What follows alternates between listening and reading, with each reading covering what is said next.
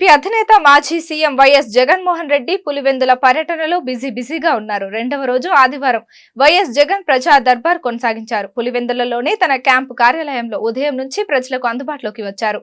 ప్రజల సమస్యలను తెలుసుకుంటూ వినతులను ఆయన స్వీకరించారు. తెల్లవారుజాము నుంచే క్యాంపు కార్యాలయం వద్దకు వైఎస్ఆర్సీపీ అభిమానులు, కార్యకర్తలు, నాయకులు భారీ సంఖ్యలో చేరుకున్నారు. దీంతో ఆయన నేరుగా ప్రజలతో మమేకమయ్యారు. జగన్ ను చూడగానే జనమంతా ఒక్కసారిగా జై జగన్ అంటూ ఈలలు, కేకలతో ఉత్సాహం ప్రదర్శించారు.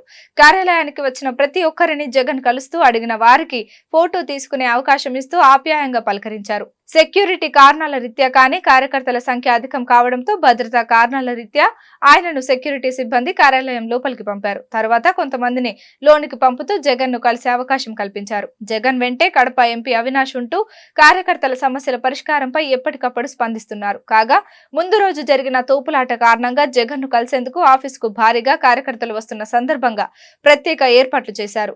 భారీ కేడ్లతో జనాన్ని అదుపు చేశారు. ప్రధానంగా నియోజకవర్గంలోని అన్ని మండలాలకు చెందిన స్థానిక సంస్థల ప్రతినిధులు తరలివచ్చి జగన్ తో సమావేశమయ్యారు. తమ ప్రాంతంలో జరిగిన అభివృద్ధి పనులను వివరిస్తూనే పెండింగ్ లోని బిల్లుల అంశాన్ని జగన్ దృష్టికి తెచ్చినట్టు తెలిసింది.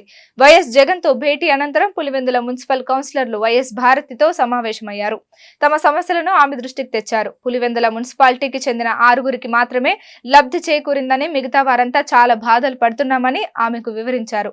తమకు ఎన్ని బాధలు వచ్చినా, ఎన్ని కష్టాలు వచ్చినా మేము జగన్ అన్న వెన్నంటే ఉంటామని, మా ప్రాణం ఉన్నంత వరకు వైసీపీ పార్టీ కొరకే పోరాడతామని కౌన్సిలర్లు స్పష్టం చేశారు. ఇప్పటికైనా ఎవరు పార్టీ కోసం పనిచేస్తున్నారో మీరే గుర్తించాలని, పార్టీ పేరు చెప్పుకొని కొందరు లబ్ధి పొందుతున్నారని, ఈ విషయాలను జగన్ దృష్టికి తీసుకువెళ్లాలని కౌన్సిలర్లు వైఎస్ భారతిని కోరారు.